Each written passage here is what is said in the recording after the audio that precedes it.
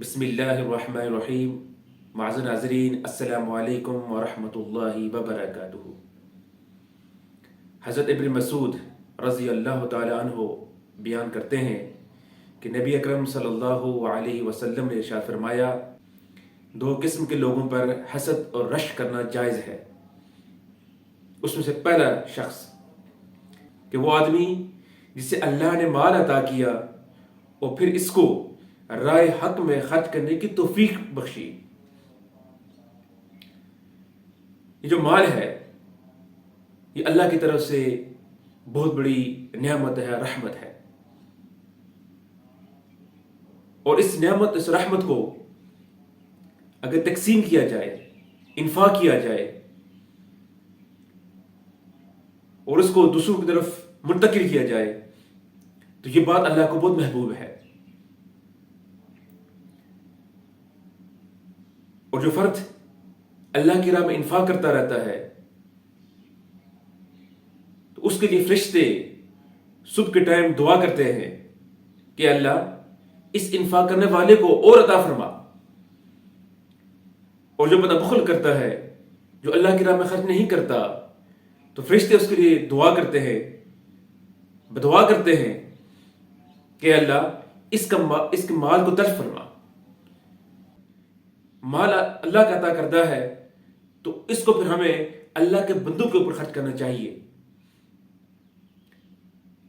اور ایک لحاظ سے گویا ہم دوسروں کے لیے آسانی پیدا کرتے ہیں،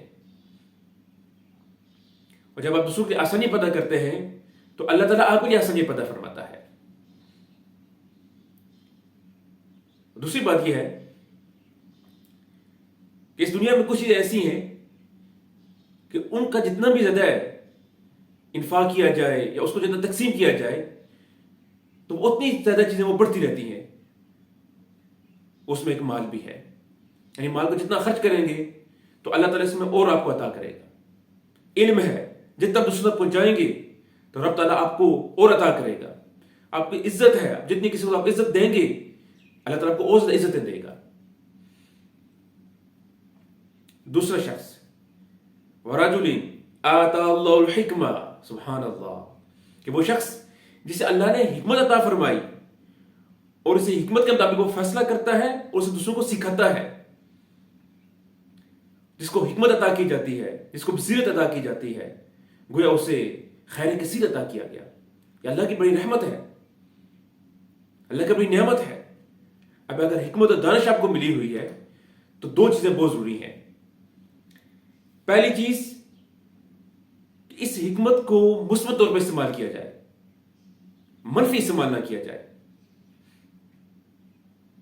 دوسری بات کہ اس حکمت کو اپنے تک محدود نہ رکھا جائے بلکہ دوسروں تک پہنچایا جائے، دوسروں کو بھی سکھایا جائے. یعنی آپ کو اگر اللہ تعالیٰ نے حکمت دانش سے نوازا ہوا ہے تو اس حکمت اور دانش کو اپنے تک محدود نہ رکھیں بلکہ اس کو دوسروں تک بھی پہنچائیں، دوسروں کو بھی حکمت سکھائیں، ان کو بھی آپ شعور دیں. اس سے ہوتا یہ ہے پھر رب تعالیٰ پھر آپ کو مزید حکمت اور دانش سے نوازتا ہے.